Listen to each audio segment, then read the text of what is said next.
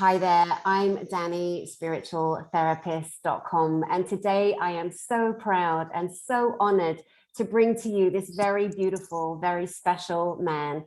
It has taken me since last October to get him in front of me on a call, and he finally had the time from his schedule to sit and share the nations, the indigenous nations with us. His name is Chase Ionize, and he represents the Sioux Nation and the Lakota law. Good afternoon, my beautiful new friend, Chase Ionize. How are you, sir? Lila Daya Wa'ula, Lila Daya Yahi. It's really good to be here. Dani, it's really good to see you. And it's really good to greet everybody who is tuning in, everybody who's listening, everybody who's on a spiritual path, everybody who's seeking a deeper understanding and seeking an understanding of what they are, who they are, and developing and seeking that path to spiritual liberation and evolution. I'm excited to connect with you. I'm excited to connect with all of the listeners, everybody who's tuned in. My name is Chase Ionize. I come from what is known as the Ocheti Shakomi, or the Sioux Nation is what what we were known as in the English speaking and English thinking universe. So we call ourselves the Ocheti Shakomi, or the Dakota Oyate, the Tituan Oyate. There's different names that we have for ourselves, but I grew up on the Standing Rock Reservation, the Standing Rock Nation, and that as most of you may know, that was the site of one of the biggest struggles, on the ground movements of environmental consciousness that we might have seen in our lifetime so far. I was very much privileged, honored, and fortunate to be involved there. But again, just thank you for having me. It's such a pleasure to be here. Honestly, the pleasure is ours, truly. I have spoken about you on my small but mighty channel, and I did a broadcast, as I was sharing recently. It was the day the Georgia Guidestones, or I call them the Georgia Tombstones, came down, in love and support for humanity, as we all come together in love and we all rise together, honoring all of our different nations, our cultures, our languages. And as I've shared with you, I'm extremely passionate about the wrongs and the injustice that have occurred across our planet for hundreds of years at this time, and the very deliberate so-called colonization and Christianity that came in to literally decimate. And to this day, the powers that are not have tried to slow genocide the many beautiful indigenous earth cultures. And of course they failed. And now more and more we all come together, we all find each other when we raise in that vibratory resonance of deep love for each other. And I'm so honored that you would trust me enough to sit with me and sit with the beautiful people who will see this and share your culture and some of the tribal cultures with us. I'm just so honored. May I ask you to share a little bit about what it was like growing up for you and the two cultures, one that was forced upon you, but your actual indigenous grandfathers and grandmothers? Yes, thank you for that. I will,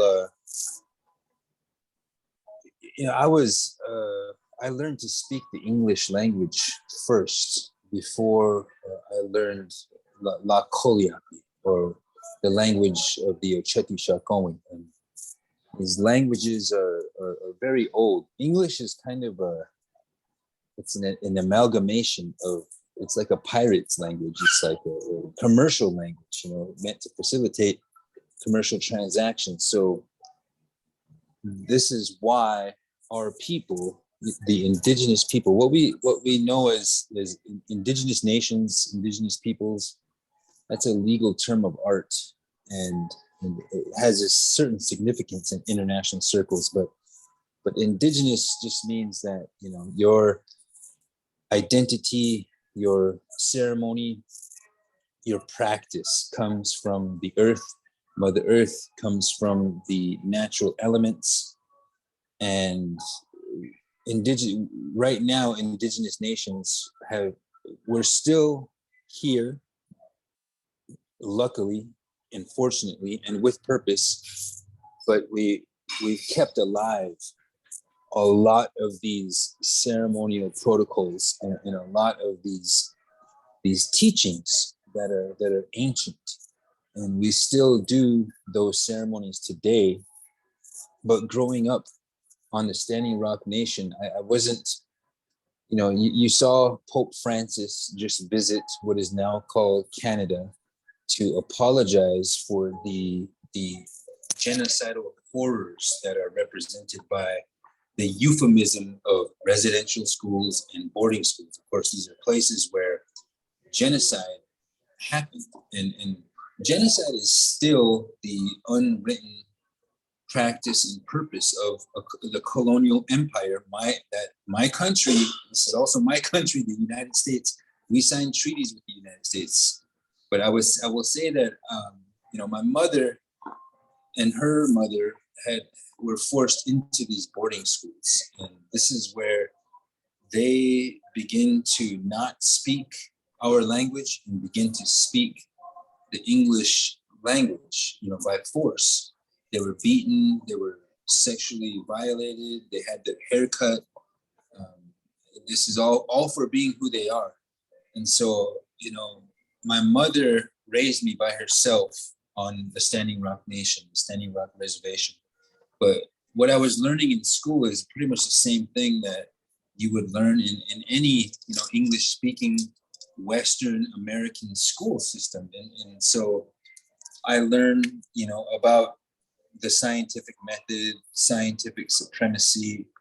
I must have caused problems. I don't know how my mom put up with me, really, questioning everything that there was, because there's a lot that comes encoded in the English thinking educational institutions, all the institutions, political institutions, media institutions, and it's all designed to denigrate indigenous people. We are cast as savage, as relics of the Stone Age, as uncivilized, as barbaric, as heathens, pagans, Saracens. I mean, you name it. This also happened to people who are now identifying or who have referred to themselves as white people. That is a figment of somebody's imagination who invented whiteness 400 to 500 years ago, at the same time that currency was invented, about the same time that chattel slavery really took off. And it's I learned this from a book called The History of White People. And white people, European Americans, were subjected to that same colonization, that same separation and abstraction of the spirit from the mind, of a theft of the sacred, a theft of a sacred metaphysics, a way to inform yourself, and navigate and walk through life with a greater awareness than what is passed down, what is imposed on us, what is inculcated into the colonial populace of today. That's why we're all seeking a different reality, a different meaning, so that we can empower our lives and change the way that we do things, on the planet. But I wasn't always on that path. I mean, probably I was. If I look back, I was on that path. But my mother didn't, indoctrinate into ancient Ocheti Shakoi or Sioux metaphysical systems or epistemological systems. She didn't consciously do that. But what she did was, she did not send us to the Christian-based institutions, which are very prevalent, very present on Indian reservations. And this is why the Pope's visit meant a great deal to a lot of people. But the apology needs to be followed by land back, and a truth telling, and a true. That's the only way a reconciliation can really happen. but my mother did take me to ceremonies where I was able to witness things that defied, the laws of physics, or the worldview that places science as the supreme way of knowing what this is, what this powerful life way of life is. Same school that teaches us that we can seek redemption and salvation through technological means, uploading our consciousness. There's a different cultural mythology. I will say that I learned to speak English, and I went to the school systems that any English thinking country or population goes through. But at the same time, I'm born into a tradition, an ancient civilization that has still these responsibilities to the sacred elemental universe, and we still have a covenant, and we have our own cosmology as well about how we ended up here. We have a certain relationship not only with Mother Earth, with all the other beings on Mother Earth, but also the beings that are celestial, beings that are heavenly. We have open minds. We are broad and expansive and evolving people. We've adapted to everything that colonialism has thrown at us. And I believe that we survived genocide so that we could begin to build bridges and continue this process of evolution, spiritual evolution. Because I feel, if you look at our country, look at America, or anywhere where colonialism is present, and that's pretty much all over the globe, what we're witnessing is a regression. We're witnessing the opposite of evolution. Like we're becoming more base in nature, it seems. And so we've really got to do what we can, in the work that we do, to build that up. But the Standing Rock Reservation was kind of that, and that's the home of Sitting Bull. Some of you may have heard of Sitting Bull. Yes. I'm not doing anything different than Sitting Bull did when he traveled to Europe with the Buffalo Bill Wild West show. They were villainizing Sitting Bull because he held fast to those ancient traditions and that sacred metaphysical tradition that his fathers and forefathers and foremothers and the grandmothers that had passed down through millennia.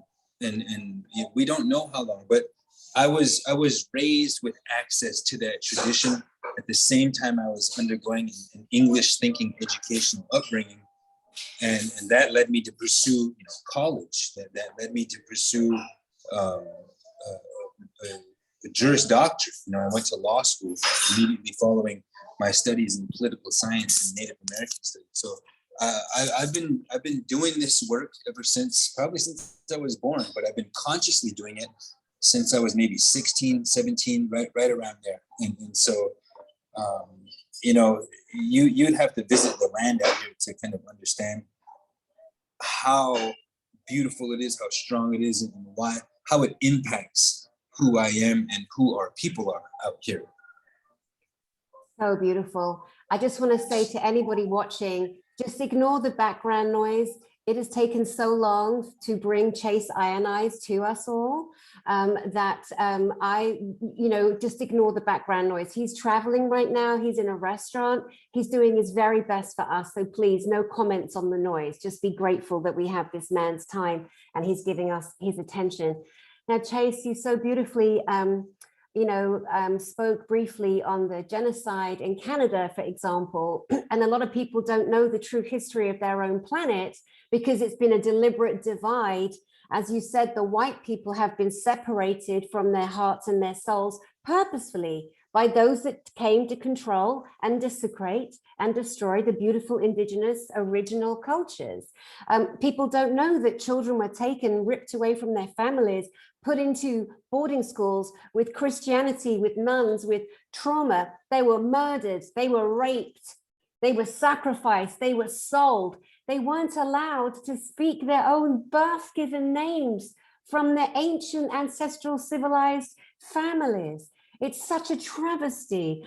So the Pope goes to Canada and says, sorry, oh, well done, Popey, well done. That doesn't mean a thing. Like you say, it is gifting back that which was stolen.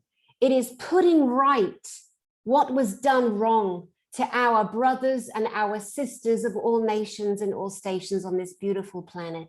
There's so much else we could say about this, but I would love to ask you, you beautifully shared that upbringing you had at Standing Rock, and you said that your mother took you to the beautiful ancient ceremonies, and you witnessed with your own eyes metaphysical, majestic wonders. Could you share a little bit about some of the things that you saw with your own eyes that are real, true life?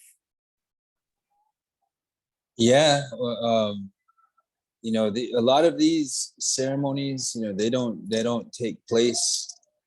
There's no cameras allowed. There's no recording devices allowed, and they're very serious and important relationships that the human beings that we have with you know, the in our way of knowing the universe, you know, these other relatives, these other, sometimes they're called gods, sometimes they're called deities.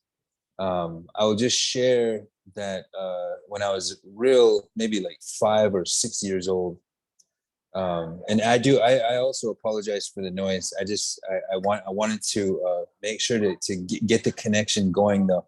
If you want to hear more or see more, you're going to have to come to Orlando, October 21st, 22nd, and 23rd. I'm very much looking forward to joining everybody there. It's been a long time since I've traveled, but I will say that there's some books out there that those who are really interested could seek a deeper understanding of some of the things that I'll speak about just in a very entry level way right now. There's one, you know, Black Elk Speaks. Some of you may have heard of the book called Black Elk Speaks. It's written by a guy named John Neidhart, who was, you know, had a relationship with Black Elk. And I'm sure Black Elk spoke some English at the time. But there's also Crow Dog, very revered spiritual leader and chief of our people. He just recently transitioned to the next reality just a year ago, June 5th, a year ago in 2021. And he was just a giant of a man. I've been to ceremony with Grandpa Crow Dog, and another, he's no longer with us. I didn't get a chance to meet him, but his name is John Fire Lame Deer. And Richard Erdos wrote a book called Lame Deer Seeker of Visions. Those are some good books that tell in an autobiographical fashion, you know, the life stories of these interpreters of the sacred is what the Western civilization calls shaman or intercessor. You know, this is what I'm speaking of, medicine people. And I don't remember the name. I think the guy's name was Running, but I was maybe 5 or 6 years old. Just, you know, I don't remember the entire context, but I do remember that these ceremonies are to provide a healing. Usually it's because they're ill or they're going through something that requires supernatural or the assistance of divine intervention, divine inspiration. We've always called out for that assistance, and it's always been there. But I will just say that, you know, we were in a dark circle. You know, these ceremonies they're done in the dark. Nowadays, that is a remnant of colonization, of Christian colonization. You know, we literally were declared illegal by I forget. There was specific legislation that which resulted in the courts of Indian offenses, and these were like where they outlawed, our ceremonies. Our ceremonies include the sun dance, the sweat lodge ceremony, or the inipi. Sometimes it's called the vision quest, seeking a vision and crying for a vision. Hamblechea. There's these particular ceremonies that it's our responsibility to conduct them and to ensure that they're here forever, or until a new set of ceremonies, or a new prophet, or somebody has a dream that impacts the nature of our reality, of our shared reality as human beings, as Lakota people. We call ourselves the human beings, the original beings. Like every tribal group calls themselves that. But I'm inside this ceremony, and I'm 5 or 6 years old, and I remember hearing, this medicine person had begun to conduct the ceremony and the healing, which requires the assistance of helpers, people that are known as helpers.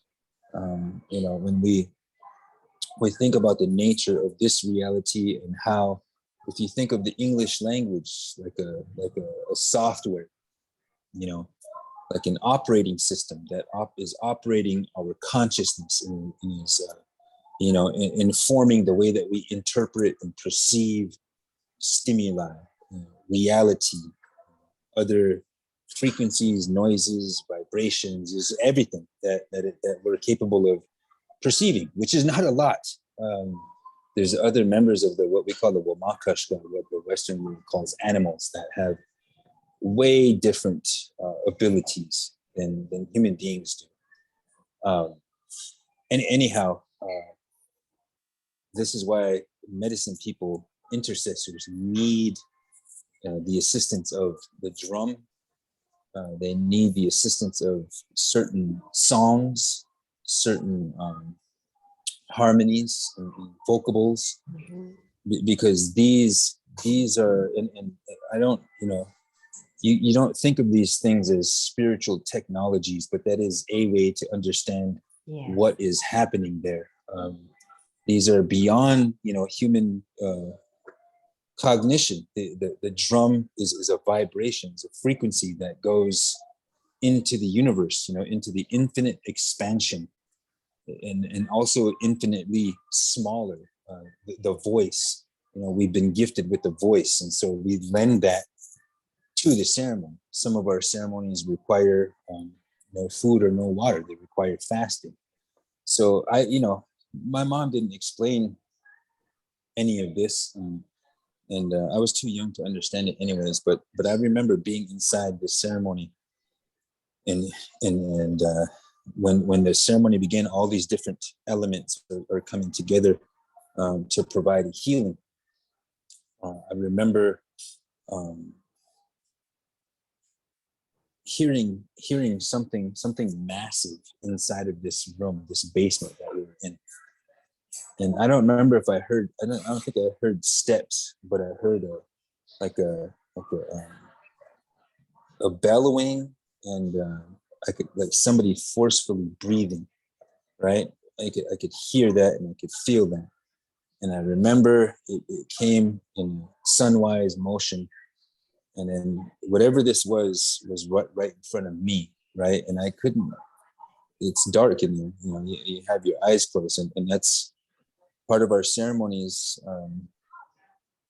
Require that level of introspection, of appreciating that you're perceiving with a different kind of sense, whether you call it your third eye or different sorts of consciousness. It doesn't require the hearing and the sight, the senses that we know that sometimes we become a slave to our senses. But I remember feeling the presence of this giant being in front of me, and then it was a big like there's things that you blow on the fireplace. There's bellows, or I don't know what those things are. Yeah. It sounded like just a heavy, loud breath, and it enveloped my whole being. I remember being, kind of concerned about what is this, and it breathed on me, and I could it was there, and it was a helper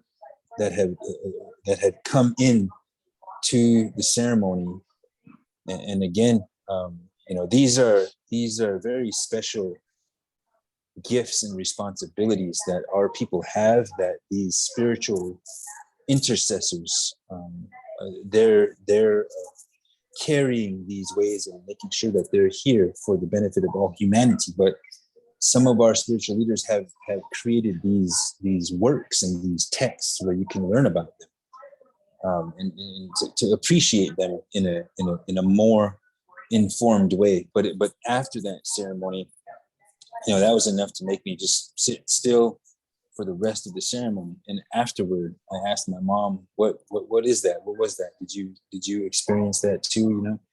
And she said that this particular medicine person is a man. This particular man had this buffalo spirit that was a helper in that particular ceremony, and that was this giant buffalo that was inside that ceremony in whatever form they come in. I mean, these are, in our ways, like in the Western world, Nietzsche, one of the philosophers, he's credited for killing God. The phrase "God is dead," and yeah, the church has a lot of shortcomings that are very patriarchic in nature and very just short-sighted in nature, like debating amongst the best of your thinkers whether animals have souls. You know what I mean? Like that's the level that they're on, though. And that's a level that more than 1 billion people are on. So we're dealing with just different cultural mythologies. But I lost what I was going to say about that. That's just that. I've never really talked about that before. I've talked about it in different circles, but I don't talk about it all the time. It's very special, a very sacred moment. But these, how I was about to say that, the gods don't care if you believe in them. These things are going to happen regardless, but they are always there to help us when human beings seek their assistance. And there's certain ways that we petition for this assistance in the way of life, the Lakota way of life and indigenous cosmovisions, and we still have those with us. And I'm just grateful to have been born into that tradition. I feel, again, so honored to be hearing some of the sacred truths and blessings and real life experiences that you've had as a little boy, and that your indigenous soul and your heart has just progressed you through this lifeline you're on now, this lifetime, to preserve the benevolent truths of this universal reality of the earth people and the star people and the indigenous people. May I ask you how you got your name, Chase Iron Eyes? Yes. Well, there was another intercessor, a man named Mark Big Road.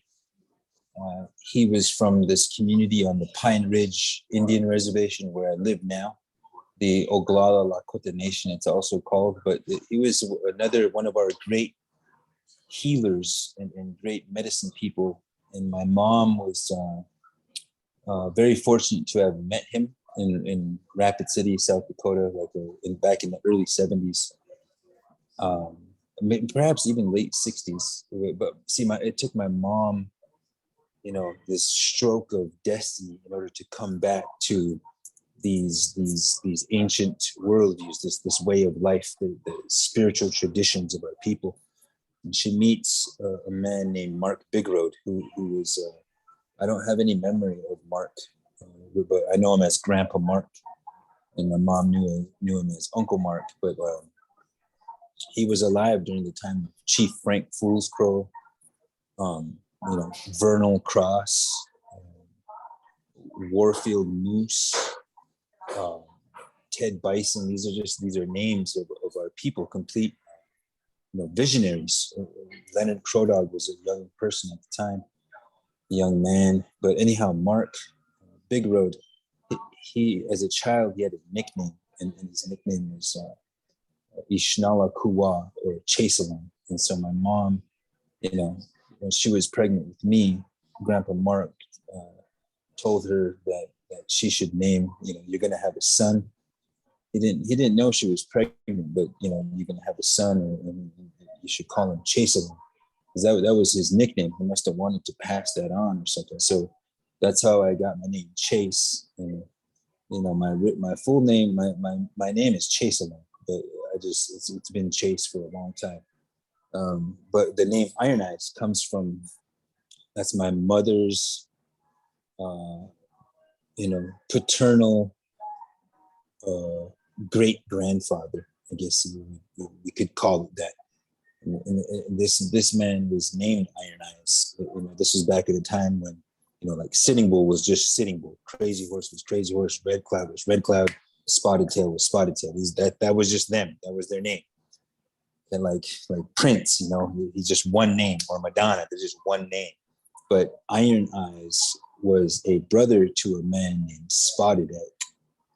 And this is I didn't know about this. We lost all of our oral traditions because of these boarding schools. We lost this ancestral oral tradition.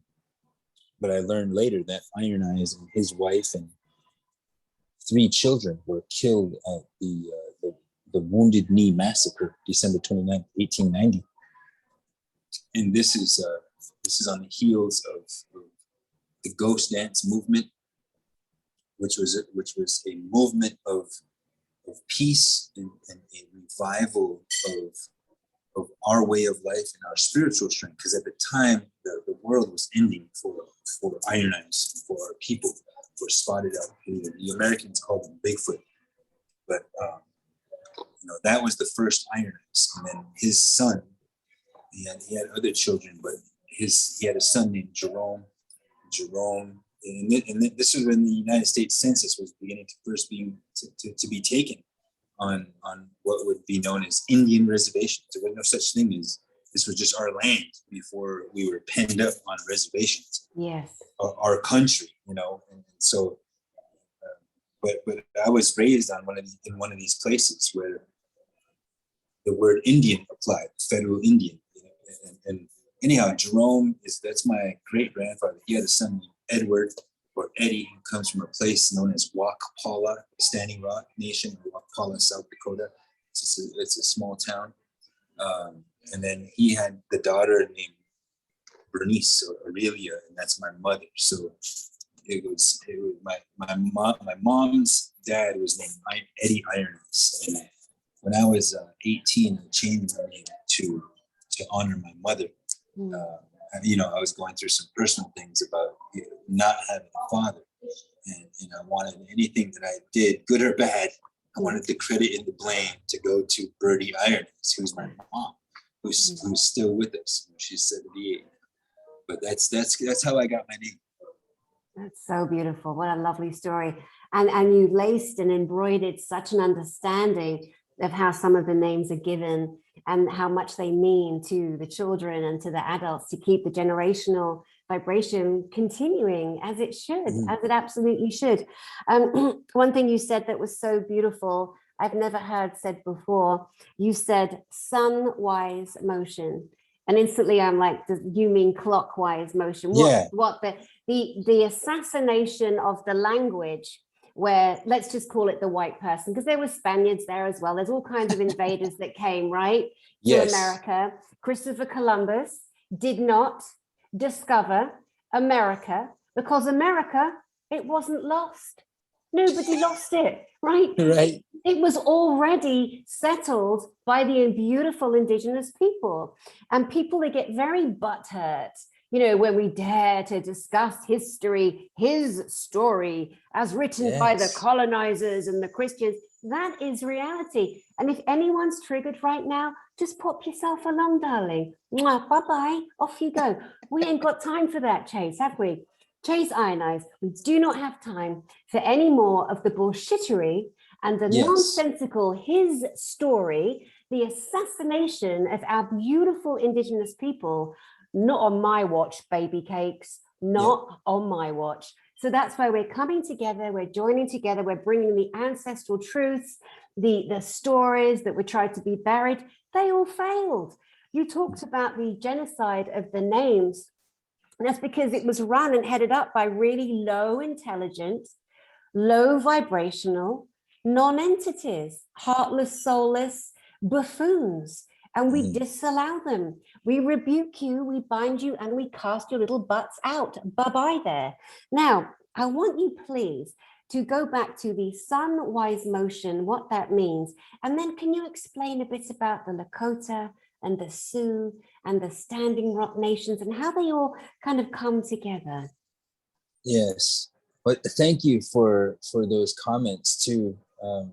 We are very much in the throes of a struggle, an intergalactic spiritual struggle, and if you're not aware of that, then you're helping the oppressors, because there are people who, you know, through the use of other natural elements, whether it's uranium or lithium or gold or silver, there's other works that have kind of been developed through technology, and this is, you know, I will say that Crazy Horse never took a single picture, because I nobody knows why, but Crazy Horse was one of our foremost visionaries, probably one of our, absolutely our greatest war leader in the last 200 years, and he never took a picture.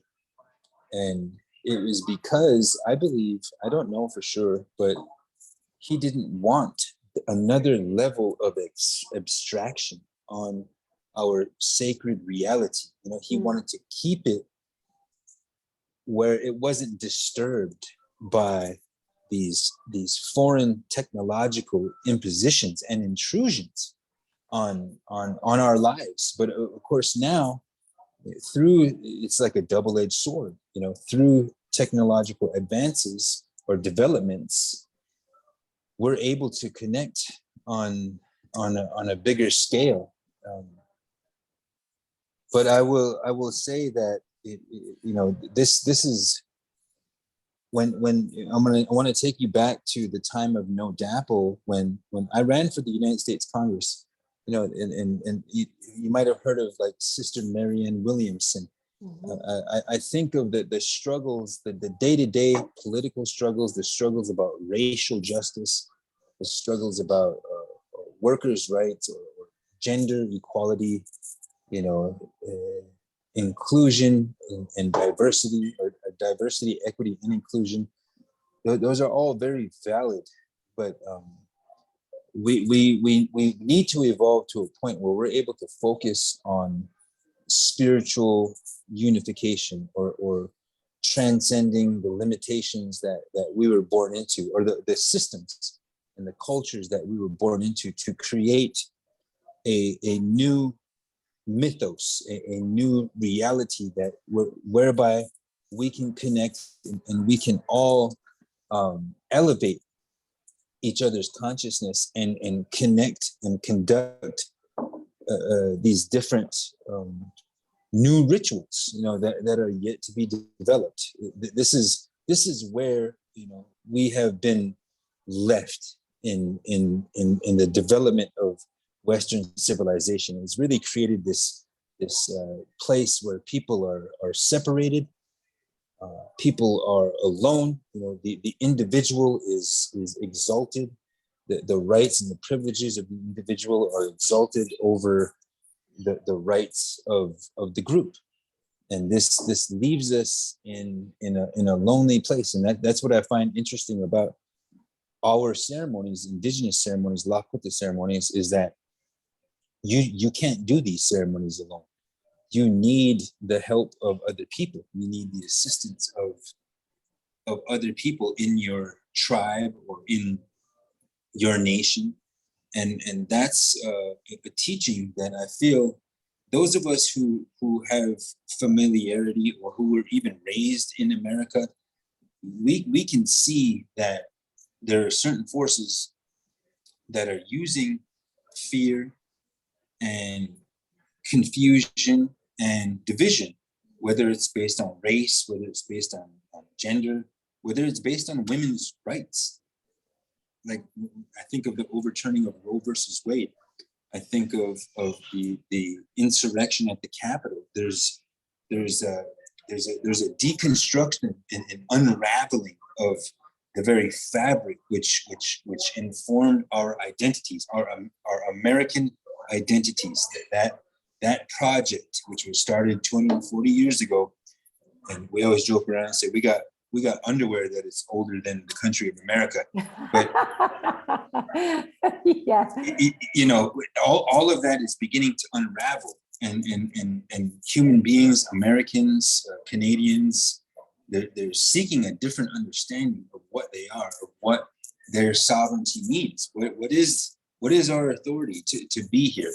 And that is going to lead us back to, while human beings are the youngest of Earth's creations, or you know, I don't know about universal creations, but at least Earth's creations, we're the youngest sibling, you know, in the order of the divine order of things. But we've taken what has developed in the Western world and placed ourselves at the apex of the world order, and we're designing a reality that props that up, holds that up, and values and incentivizes those that only want to see the world through those lenses.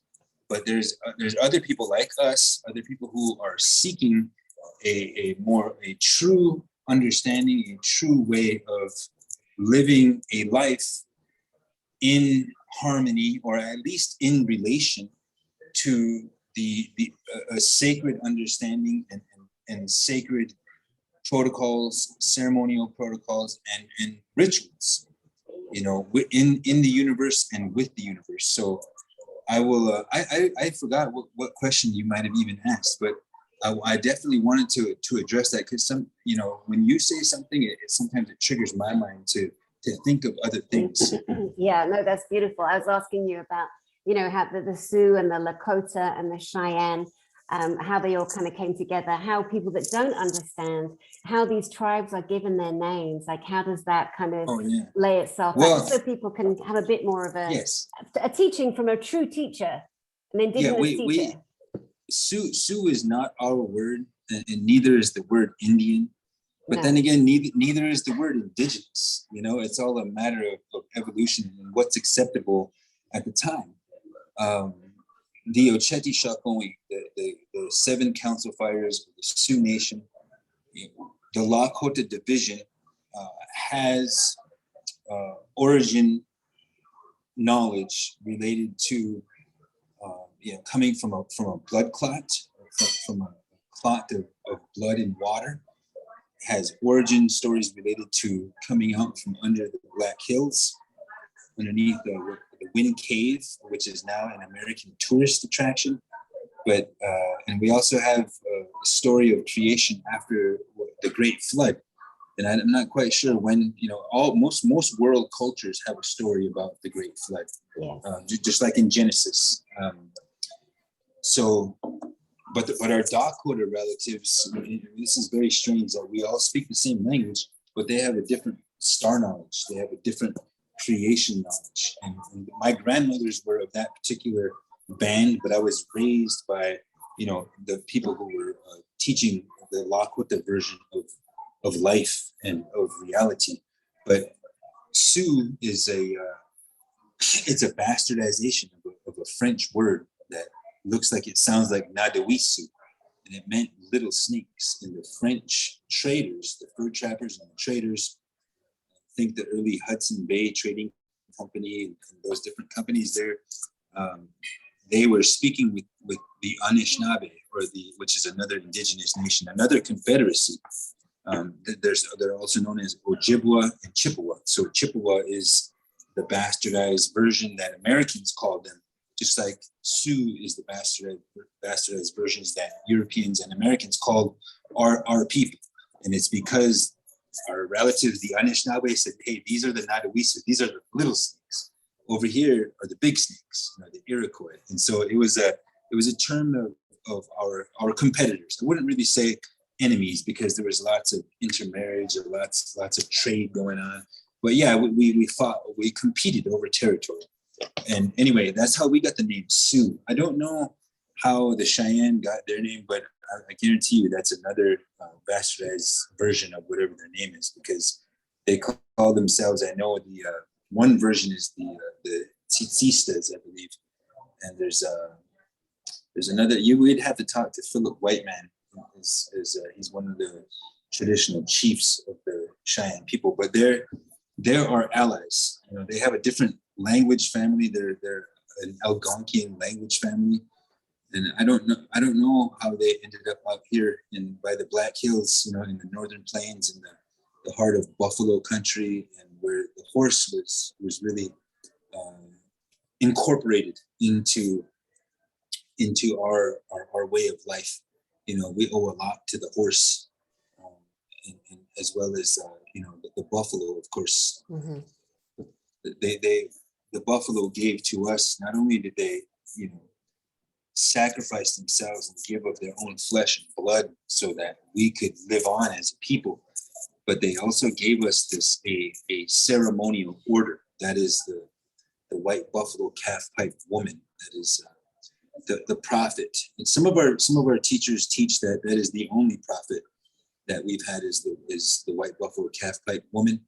And but the definition of prophet also, in my view, includes people who've had certain dreams or visionary instructions whereby new or different ceremonies were introduced and adopted by our people. And this has certainly happened in our time, modern time frame. Modern meaning the last 300 years, we'll say, since we got the horse. So that was 400 years ago. But most indigenous peoples have a name that they're known by that is not really what they call themselves.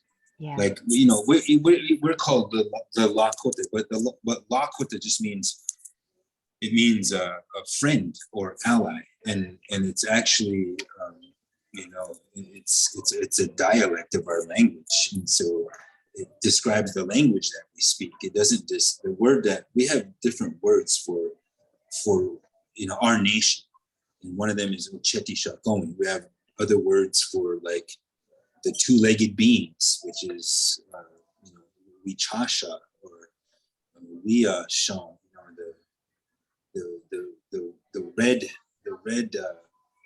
the red blood beings, I guess you could call it that. There was a time when before we came to the surface of the earth, that our blood wasn't red. And this is an area of I don't know everything. I'm no expert. I didn't have the benefit of sitting with knowledgeable men and women, and hearing from them firsthand.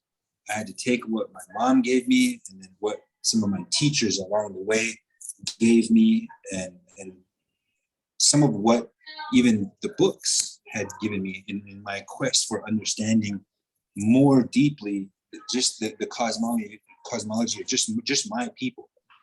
Sons of the Wind is another book that comes up. It's very there was a guy named James Walker. He was a physician, a doctor that came to the Pine Ridge Reservation 5 years after the Wounded Knee Massacre. He was trying to treat tuberculosis and get a handle on that, and he ended up befriending a lot of these intercessors, these medicine people. These were men at the time. There's medicine women too, but they're less well known.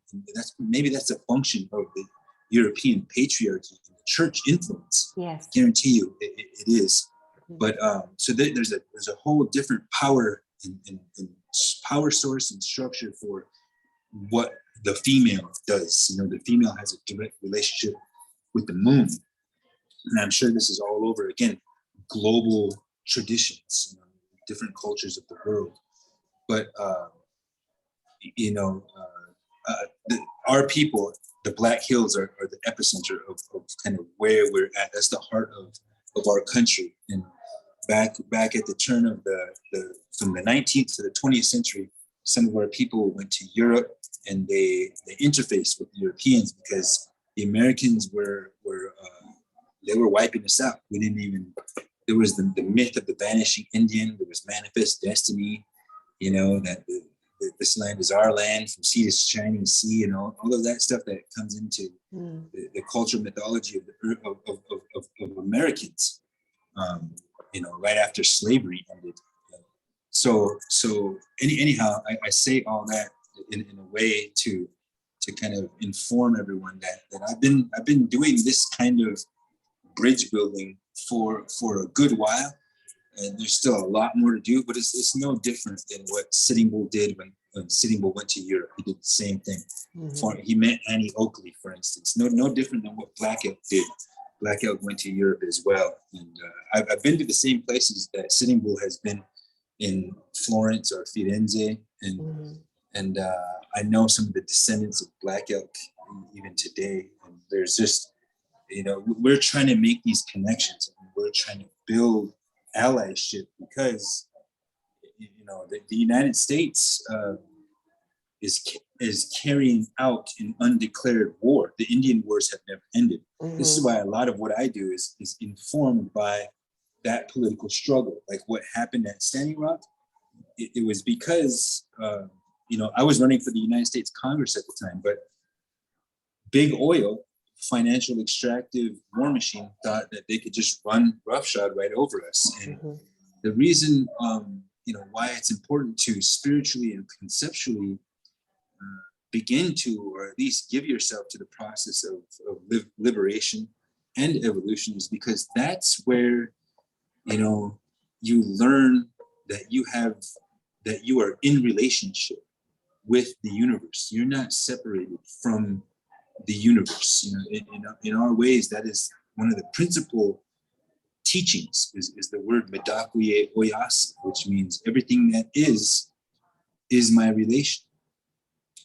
But that consciousness and that relationship compelled people to come to Standing, a yearning for that consciousness and a yearning for that relationship, a recognition that, you know, what they're telling me is civilized, and how they're kind of compelling me to live my life as a consumer, you know, in the void, in the linear world. That's where sunwise comes from, because when you call it clockwise, well, then you're, you know, subliminally giving credence to the reality of time and of the clock and of the Gregorian concept of time.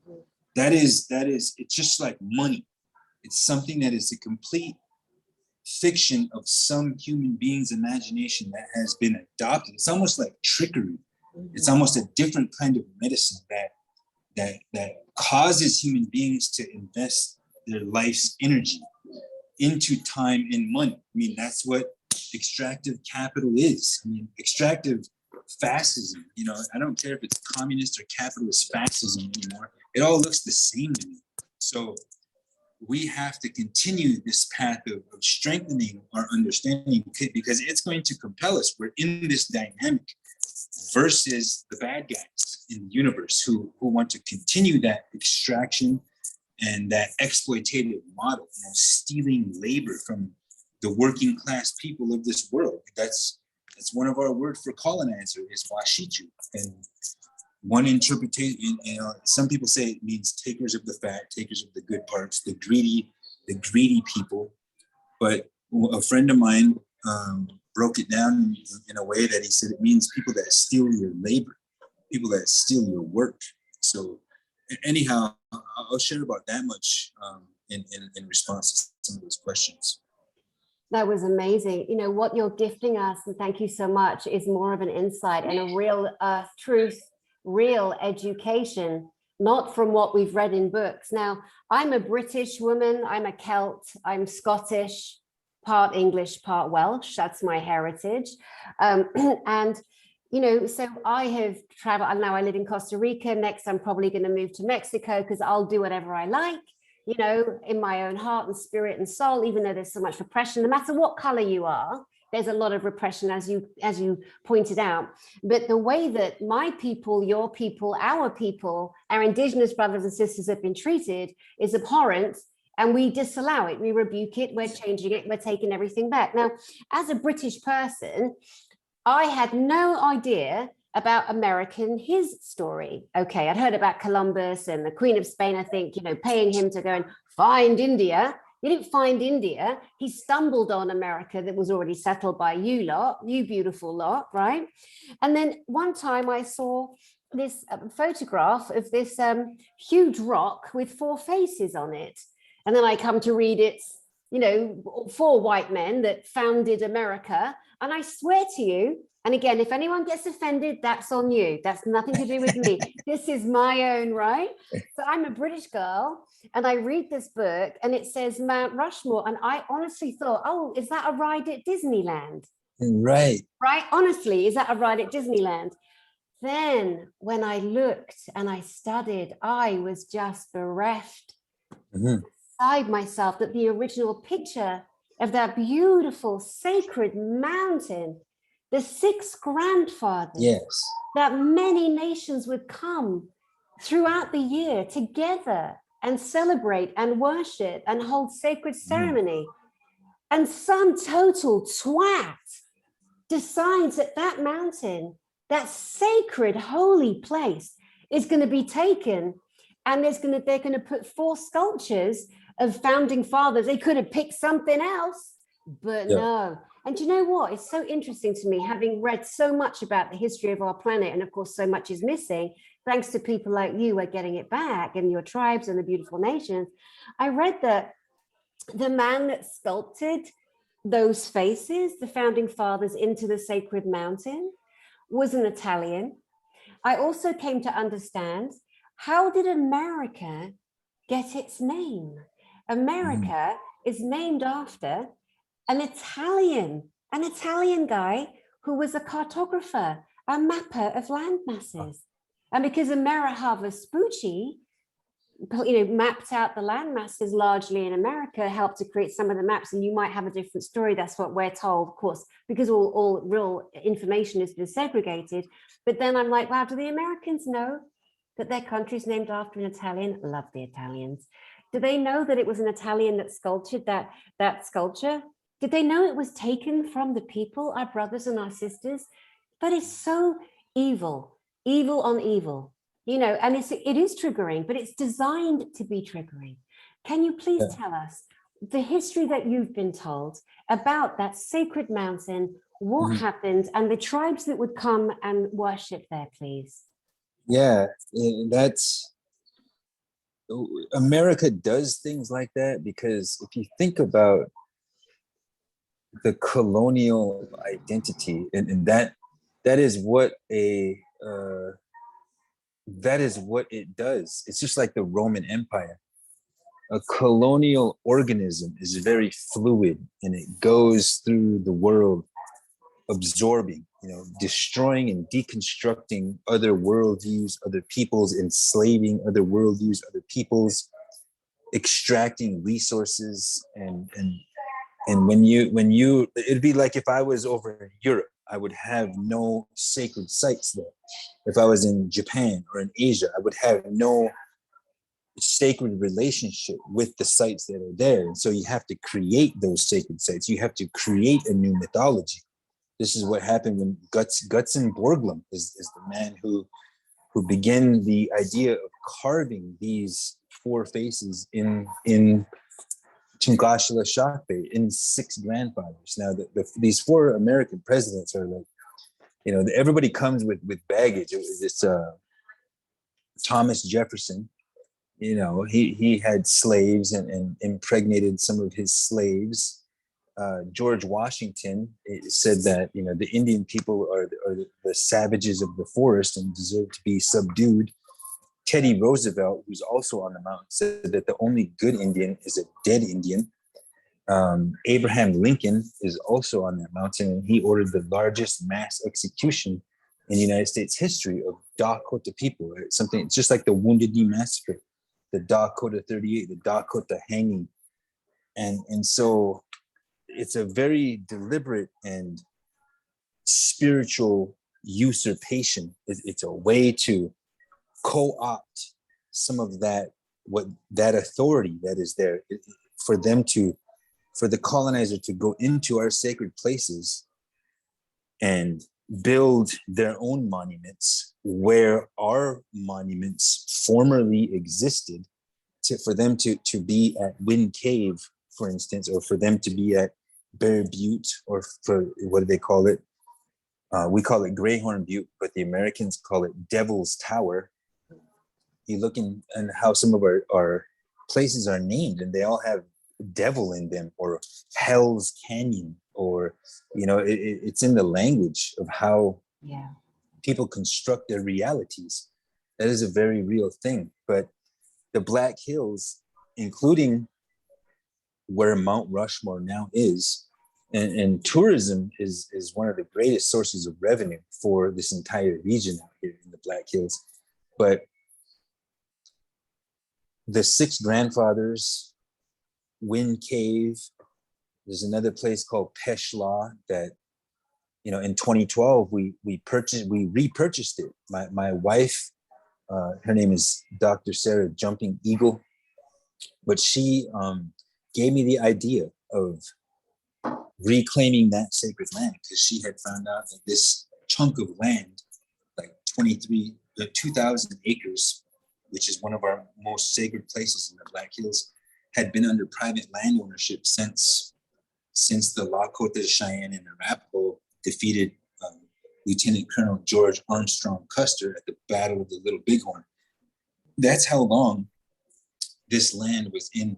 Somebody who filed a gold mining claim, you know, back during the old homesteading days in the United States. Well, it was going up for auction, so we launched a crowdfunding effort and a global educational effort to raise money to buy it back, to make sure it didn't get auctioned off to some other private developer. And we succeeded in raising $1 million, and then the other tribal nations kicked in the remaining 8 million. So yes, we had to purchase stolen sacred land, but, you know, it's just an adaptation that we had to make. Now, there's, like I said, Greyhorn Butte, or Pahasa, what the Americans call Devil's Tower. You know, that is another very important place for the Lakota people. In addition to the Cheyenne people who are here as well, the Arapaho, the Kiowa, the Crow Nation, probably the Ponca and the Pawnee, maybe perhaps even the Mandan, Hidatsa, and Arikara. Those are tribal nations that are still proximate to the Black Hills, but the Black Hills, you know, they are a very significant spiritual epicenter, and they're considered the heart chakra in some worldviews. You know, when you look at sacred places of the North American continent, or Turtle Island, there's a place in Sedona, there's a place in the Niagara Falls, there's a place at Mount Shasta, you know, where a lot of people go to these places in order to increase the spiritual capabilities of their intentions, of their prayers, of their ceremonies. You know, we have certain duties to the Black Hills. Like a lot of our sacred cosmology is tied directly to the Black Hills and descends directly from our relationship to the Black Hills. Just incredible. And so much, you know, we could sit here together for 10 hours easily while you're sharing so much beautiful ancestral reality, truth, you know, and the fact that you guys had to club together millions, it's heartbreaking to hear, you know. And I've watched so many hours of your work from the Lakota People's Law Project, your channel on YouTube, the Lakota People's Law Project, right? Yes, that's right. So again, I said to you guys before, I did a broadcast on my own. This is the man I was telling you guys about. One time we were trying to get together. It didn't happen that day. And I had to go ahead. I was so full of passion. And I sat, and it was the day the Georgia tombstones were taken down. You know, that satanic nonsense. Yeah. And so I was telling people, like, sign up to this support, because once you sign on to your channel, you're inside access to all the beautiful tribes and all of you beautiful, you know, the gatherings that happen, and that we're hungry. I speak for myself. We are hungry for the knowledge, you know? Yeah, it's because that, you know, we have a natural inclination to seek out that relationship. And our spirits are grieving for that relationship, grieving for that ceremony, because we are bereft of it right now because of that programming, that colonial programming. I tell you, Lakota Law is one nonprofit that I'm affiliated with. I'm also affiliated with a group called Last Real Indians. And you can find us online. We are currently in the process of trying to build a spiritual trust at Last Real Indians, working with a number of spiritual intercessors, people who are willing to share some of these very esoteric, very secret and hidden for a reason, teachings and ways of life. Whatever is appropriate for them to share, we want to share that. We you know, we're at a point where we don't need ethnographers, and you know, respect to those of our people who worked with those early ethnographers like James Walker or like John Neidhart or Richard Erdos. You know, they worked with English thinking, speaking, writing people in order to put forth their message. But now we have a command of the English language as well as our own language. So, and we have different media,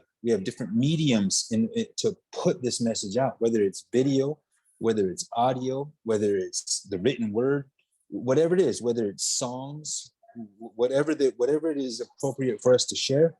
I'm interested in trying to build that spiritual trust so that we can strengthen and empower those among us, you know, those people who are seekers among any demographic of people, wherever you come from, no matter where you come from. We need to work together, and we need to recognize each other's strengths and necessity in this lifelong work. So true. Something you mentioned earlier, you said that a lot of the nations, they have sometimes a different star knowledge, but they have the same language.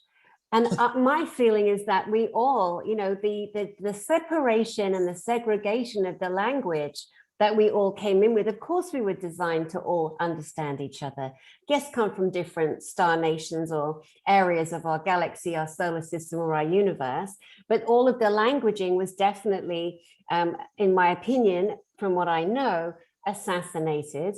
And again, going back to the horrific, you know, murder, that's all you can call it, the assassination, the degradation, the humiliation, the colonization of these people coming in that had no right. You had no right at all to harm. But again, they failed because you guys never went anywhere. You got moved around.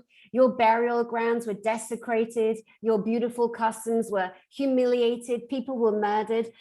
There is a reckoning on my planet, on your planet, on our planet, where we are all coming together. We are all aligning through the heart, and nothing will stop this tsunami. It is non-violent, it is loving, but it is determined.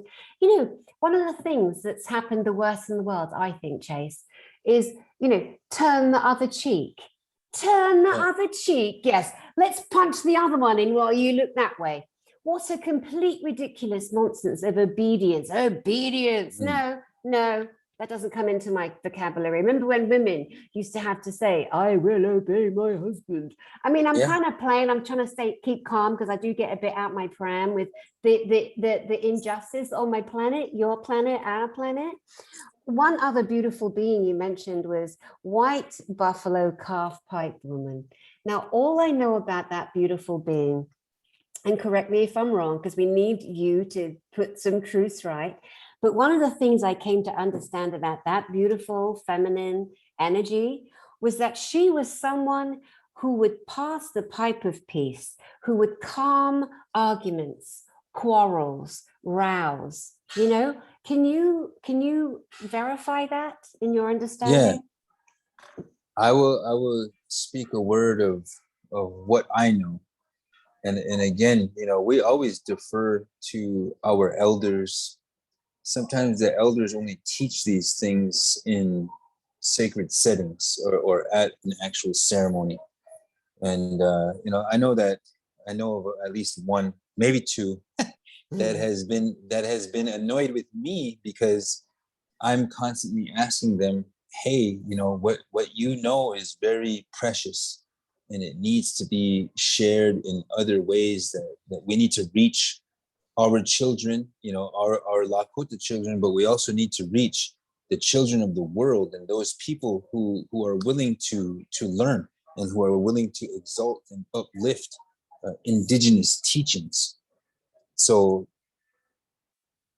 we don't know the timeline, but if you look, the man, there's a man, and there's been women keepers of the sacred buffalo calf pipe, and this is a sacred instrument that has given us a way to know what we are, to seek out an understanding of who we are, and has given us the gifts and responsibilities of the ceremonies that came with this woman. And uh, the story is that we were having very difficult times, and a lot of our stories start out like that. We were not conducting ourselves in accordance with spiritual values, or we were getting greedy, or we were disobeying the gods in some way.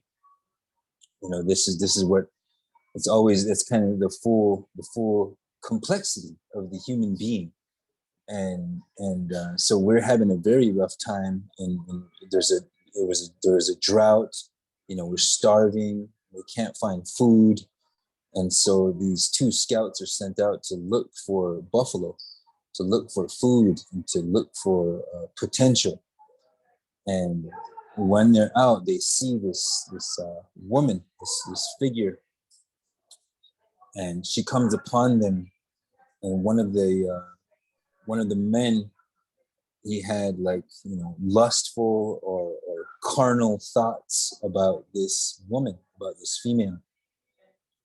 And a cloud descended from somewhere from this woman, enveloped the man, and turned him to a skeleton, a pile of bones and snakes, and just some grotesque things, left him there in that fashion, because he did not respect the authority or the power of this sacred person, this sacred woman.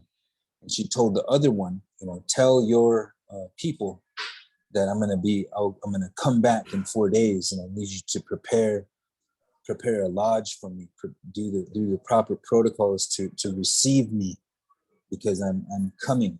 And 4 days later, and this is so the guy goes back to the people and tells them what happened, and they construct a lodge to receive this woman in, and they get some water with some sweetgrass ready, and some sage, some sacred herbs. And this woman comes back, and she's carrying something, like she's carrying it like a baby, like a wrapped baby. And she gives the people there, the leaders, and everybody who's there, the women, the grandmothers, gives them this sacred pipe, like what's known in Western world as a peace pipe, right? That is the form. This is the original one. Before this occurrence, there was no pipes here. We were, our cosmology or ceremonial duties involved involved the stones, the rocks. And a lot of cultures throughout the world have used stones in their ceremonial practices. I mean, look at Stonehenge when you speak about the Celts and others of that place, the Druids. I mean, we all have this potential and this capability. But So, things have changed for us over time, multiple times. But now this is the age that we are in. We are in the age of pipe right now.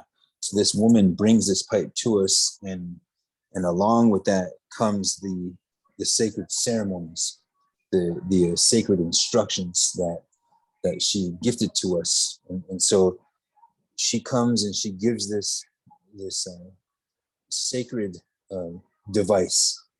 And it's like, like the Ark of the Covenant, or something that is, you can't really understand it, what it is or how it functions, but it allowed us to find food.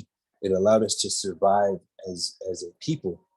And there's a man named Orville Looking Horse, who is the 19th generation keeper of the sacred buffalo calf pipe. And he is with us today. He lives to this day. He received this responsibility when he was 12 years old. If there was, a similar post, or a post akin to the Pope Francis, it's Orville Looking Horse in our worldview. And so, these teachings have been with us since then. We don't know how long 19 generations is. It's 2,000 years, 3,000 years. I don't really know how long, but it's a tradition that I inherited. It's the tradition that my family inherited, and it's the tradition that we're trying to adapt. Sitting there said, in your walk, when you come upon the good things in the white man's road, pick them up. When you come upon the bad things, leave them be. And so this is what we're still trying to do today. But the Ocheti Shakoya, the Lakota Nation, received this sacred pipe on behalf of humanity. This is why our ceremonies and our teachings, and there's disagreement about this, but I'm of the school of thought that these are to be propagated for the benefit of humanity, so humanity can find a way to salvation, a way to redemption, to use some of those same concepts of why we seek sacred knowledge. There's more there, and there's more than I can even speak of, more than I could think of. I only know a little bit, but I've been interested for a good long while. And really, when I had kids, I had to learn how to explain this, because kids have, endless questions. You're never going to be able to answer all their questions, but you got to give them something so that they have a foundation, they have a substance, they have an archetype with which they can walk with. And that's, this is what the white buffalo calf pipe woman represents to us, is a natural divine order. She has another name, and that's Wopre. That simply means the law. And she is the daughter of one of our most powerful deities or gods. A good reference point is again the Sons of the Wind. That was obviously written by this I don't know who wrote it, but this James Walker interface with some of our spiritual intercessors, people like a man named Little Wound, a man named American Horse, a man named No Flesh, and there's another one, I can't remember the name right now, but it's kind of like it's about the creation of the universe and the order of the sun and the motion, Mother Earth, the stone god, that they all have traditional names, and there's 16 gods in our deity, if you can call them gods, relations, ancestors, and we have a way of knowing what they are and who we are in relation to them. So all of that is represented by the white buffalo calf pipe woman.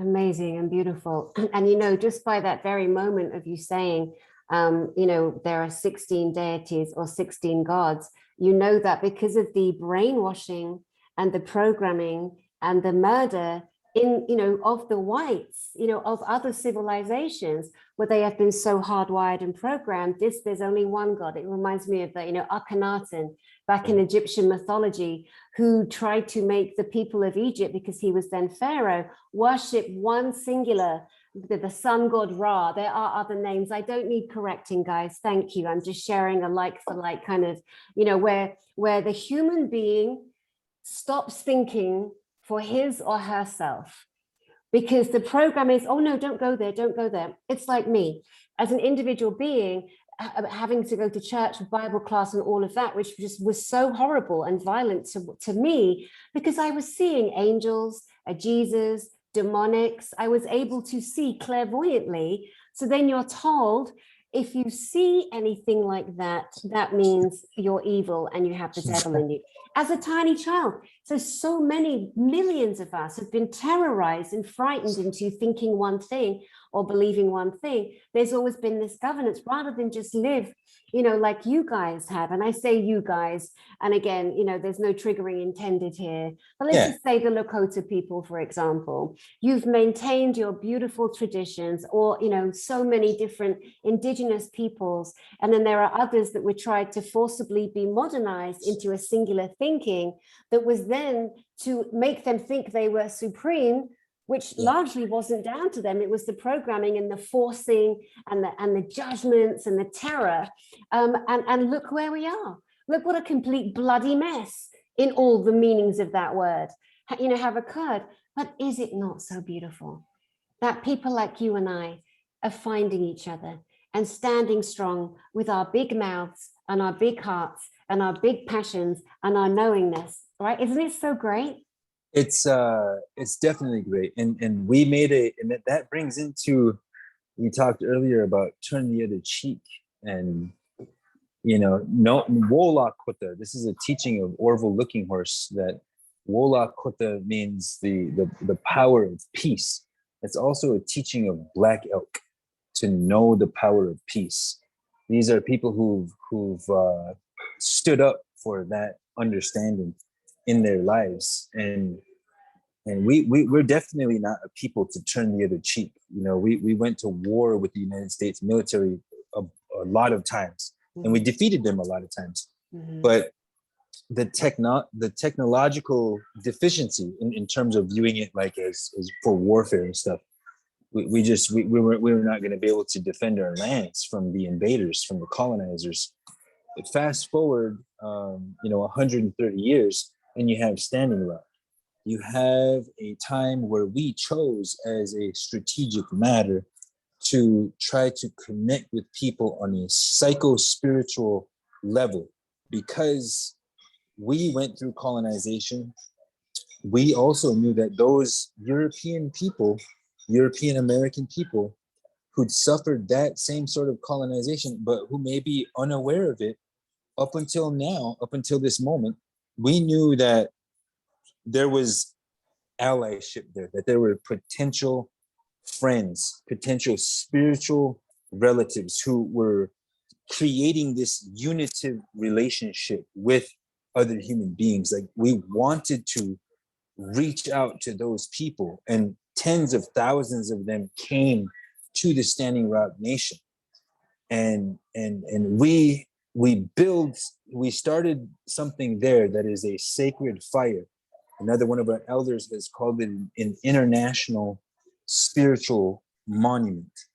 And it's a place where we are going to have to figure out a new way of relationship, a new way of being in the universe. And indigenous peoples can help with that process, because we've kept alive our side of the covenant, the sacred covenant that we have with creation, that we have with God or creator, or whatever you want to call it. It doesn't, they don't really care what you just recognize them.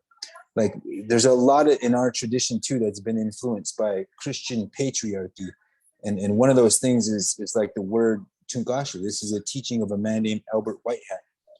When you look at the etymology of a word, the church would tell us that Tunkasha means grandfather, but Albert Whitehat says that Ton, if you break the word down, it means Ton is birth, Ga is ancient, she is a term of respect, and law is like another a suffix of endearment. It brings things closer together. So it's the ancient birth giver that I love and respect. You know, that's our word, one of our words for God or for creator. And so there's many ways that, you know, we're no different. We like to think of ourselves as that we've advanced somehow evolutionarily, that we used to be cave people, or that we used to be like hairy primates, or I don't know what is all taught in the Western schools of thought. But we don't believe, we don't believe any of that. And in our minds and in our hearts, we've been here. We don't believe in the Bering Strait theory. We came right from here. We were formed flesh of Mother Earth's flesh, right here in this continent, in the Black Hills, and wherever indigenous peoples still are. And because we've kept up our part of these covenants and these sacred agreements, to do these ceremonies so that the seasons renew themselves, for instance, we still have people who are prophets, who are visionaries, who are intercessing with the sacred spirits. And that is explosive to say, because it challenges everything about a linear, scientifically supreme, technologically supreme, political economic reality that we are being forced to live in, and to make our lives, you know, navigating that linear Cartesian sense of reality. And we're trying to graduate from that. But first we have to recognize where we are all at together. And I'm glad to do it. Absolutely. I'm glad to do it too. And just one final subject to briefly touch upon, as we're trying to re-educate humanity, literally trying to re-educate humanity with all due respect, where respect is earned and justified. So in Britain, where I grew up, we were told, and I lived in America for years, I lived in Canada for years, and met indigenous of all nations and stations and all colors, and beautiful countries. In terms of the things, the teachings that you referred to earlier, that you don't know what happens in the, let's say the Western culture, a lot of bloody mumbo jumbo, darling. We're taught a lot of mumbo bloody jumbo.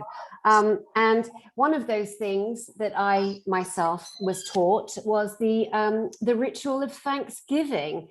So I'd never heard of it till I came to America, because sometimes there's an illusion that, and it's only because that's how American people have been trained and brainwashed and disciplined. We've all been brainwashed to a point, but I think they think that the whole rest of the world knows about their Thanksgiving. No, we don't, but some of us hear about it. And we heard in Britain that Thanksgiving was about the natives, the indigenous, helping the pilgrims to soil the land and, grow their food, and because they had no idea how to do it, and then they broke bread on a certain day, when the truth is, in some regard, and there's lots of different mixed stories here, my understanding, whether it's true or it's not, is that the pilgrims came struggling, trying to find new land, trying to colonize America, and they befriended the people that already lived here and had already developed that whole country, America.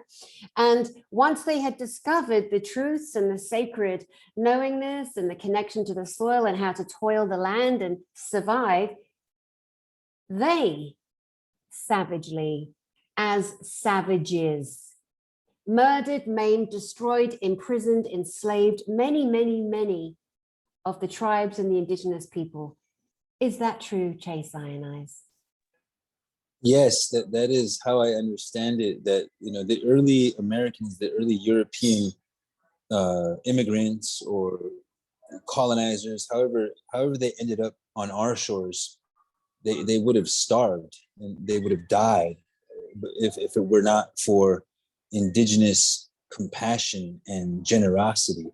Yes. And the indigenous people back then, didn't know that Europeans were coming here, planning to come here in droves and numbers, like an endless cascading sea of Europeans was coming to our land. As soon as people like Tecumseh realized that, then Tecumseh tried to organize a confederacy to repel the American project or the American experiment, the American concept.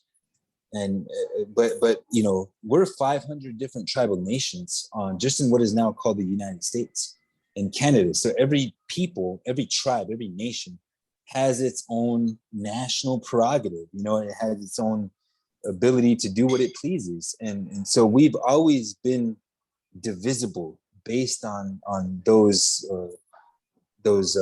facts. You know, and they were able, the colonial apparatus was able to pit one native group against another native group. You know, hey, these guys have been your enemy for so long. Why don't you side with us, the British, and we'll go against the Americans? Or why don't you side with us, the French, you know, or the Dutch, or the Spaniards, or whoever was here. We've fought on every side of every single conflict in our land since Europeans landed in this place, in what was called the New World. But you can't discover something that's already found, something that's not lost, or discover it. Mm-hmm. These myths are a way to assuage or alleviate any colonial guilt that teaching the truth would result in. Nobody wants to hear about genocide. Nobody wants to hear how, as soon as the early Americans were saved by us and were taught how to survive, that they then massacred large numbers of Pequots, you know, on this, what was come to be called Thanksgiving Day. And they were actually celebrating this massacre of men, women, and children, and giving thanks for that. So there's some very diabolic undertones about the truth of the American country, as well as Canada.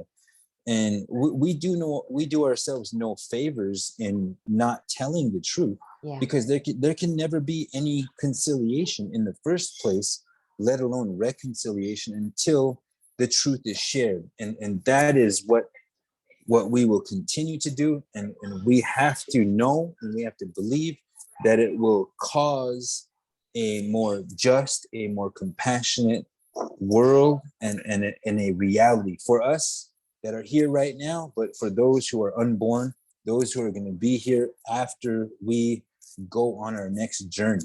Mm-hmm. You know, it's always struck me as rather odd. When I lived in America and I lived in Canada, both countries, between those two countries, 18 years I've lived in Canada, Calgary, Alberta, and America, California. And it always struck me, I always felt so terribly sorry for the Canadians and the Americans celebrating Thanksgiving, because I already knew what I just shared with you, and thank you for supporting that as truth, but also so terribly sorry for the pressure and the financial struggle and the emotional hardship of forcing families together a month before Christmas. I always found that really peculiar. And I found that a very purposeful, designed stress on the culture, you know, on the Western culture, let's say. So again, you know, it's not all to be hung on, the white man is the worst thing that was ever created. A lot of the white people and the Europeans, you know, I don't know about the history, didn't plan it, weren't part of it. And so that's why now we kind of dovetail together in all of the truths and all of our stories, sharing with our children, our elders, and us in the middle. Like, it's time for all of that. Oh, Chase Iron Eyes, I could just sit and just in ceremony with you and just listen to you. And I think that what we'll do is share a little bit about the greatest conference in disclosure in all realities, on planet and off planet, truths, liberating spirituality, so beautiful. October 21 to 23 of this year, 2022, Orlando, Florida. The details will be right underneath this video. So you go right underneath the video, it'll be there, along with the Last Real Indians details and the Lakota People's Law Project. Would you share a little bit about what you and I are planning for your part of this incredible conference called the Galactic Spiritual Informers.com? Yeah, I love that, you know, make no small plans and pursue no small journeys. We are gathering to recognize each other and to uplift each other's authorities and overstandings and understandings and conscious evolution. You know, we're not afraid of any of the truths that are there, that are out there, that are in here. And I will spend an hour on the stage, I don't know, whatever stage it is, but I will spend an hour sharing some of my journey, some of the substance of my knowledge system, of my metaphysics, of what I've been able to develop and evolve to this point. I will also be sharing messages from some of our chiefs, some of our spiritual leaders, some of our intercessors and interpreters of the sacred, for the benefit of everybody who's at the conference, or everybody who has the ability to view and perceive and appreciate that sort of sacred knowledge. It's a privilege and honor to be able to share, to be able to participate, and I'm looking forward to it. You, I don't know, there's a saying that pops into my head, like the last Indian or the last indigenous, or you, mate, have been the hardest one to get. You've been the hardest. I told you the concept was birthed last July, you know, a year ago in 21. And then by October, we were then ready to reach out and invite the speakers that were hand selected for their body of work, their real, true life, long-term experiences on planet, off planet, metaphysically, spiritually. And, you know, it took till today, today to get you. And I am just beyond. I've told you, I've spoken about you on my channel before, my small but mighty beautiful YouTube channel. Yes. And it's just an honor that you agreed, and it's going to be so exciting to be able to share, because we will pre-record some of the chiefs, some of the medicine people. We are hoping to bring some of the beautiful sacred hidden dances and mantras in order to breathe together the breath of the planet, you know, the brothers and sisters and the galactic brothers and sisters. And because this is the time, and you know, this is a 3-day in-person event. We are not live streaming. This is like coming to see the biggest, wow, you know, like Elvis and the Beatles and the Rolling Stones, like the greatest speakers all together. And it is out of our control at this moment to drop the silly, ridiculous laws of people not coming into the country. There's nothing we can do about that. So it would serve people not to be upset by that. But those that can be there, come and be there, because this to me is a gigantic bump in the fabric of consciousness. And I truly believe that we've been guided to do this for ourselves, you know, for each other, and to support the beautiful love revolution in humanity. And I'm just beyond. I told the team, I was like crying. I'm like, oh my God. I'm meeting with him in 4 minutes, 3 minutes. Like, again, just so you know how big of a deal I feel and believe you to be, and the people that stand shoulder to shoulder with you, the people who stood in front of you, who led the way, and that we can blend and merge this, you know, unifying love, this revelation and spiritual movement of love. Thank you so much. What final words do you have for our beautiful audiences here? Thank you very much, first of all. And for anybody who's made it this far into the discourse, you deserve some special treatment. You deserve something amazing. And, you know, I share what I know. And I'm not, you know, I was born in 1978. I was born after the passage of the American Indian Religious Freedom Act. Remember, before I mentioned the courts of Indian offenses, when our ceremonies and our worldview was made illegal. You could get arrested if you were doing some of the ceremonies that luckily our people took underground and kept alive and made live, so that I could be part of the first free thinking generation. And so I that's part of my responsibility, is to share what is appropriate to share. And sometimes I make mistakes, but I got a big heart, and I got a big vision, and it includes providing an appropriate path for as many human beings as are willing to engage the spiritual path. The way of life is what we call it. what one of my teachers calls it. So, you know, in all of this work, my hope is to build bridges. And if you want to connect, please reach out to me. Find me on one of the social medias at Chase Iron Eyes. You can find me with Lakota Law. Find me with Last Real Indians. That is the cheekiest title that you'll ever hear. But we've got a body of work out there, and we're looking forward to continue to grow it and to share it. So thank you for having me on, Dani. My goodness, my absolute pleasure. I'm so excited. I know people that see this and finally get to meet you, because I've been banging on you about you lot for a few months. I'm just so happy that this want and this prayer and this respectful invitation has been accepted. And with that, I believe, like I said to you when we first was talking earlier before we were recording, I honestly felt the mothers. I was showing you everything was standing on edge. I felt the love and the support, regardless of the color skin package I might be in. We've all lived different experiences in different forms, and here we are together. And so, Chase Iron Eyes, I thank you, send you my love, and cannot wait to play with you again. Thank you so much, sir. Thank you very much. And see you again. Definitely. And to you beautiful people out there, thank you so much. My love to you in all ways, and I will definitely see you soon.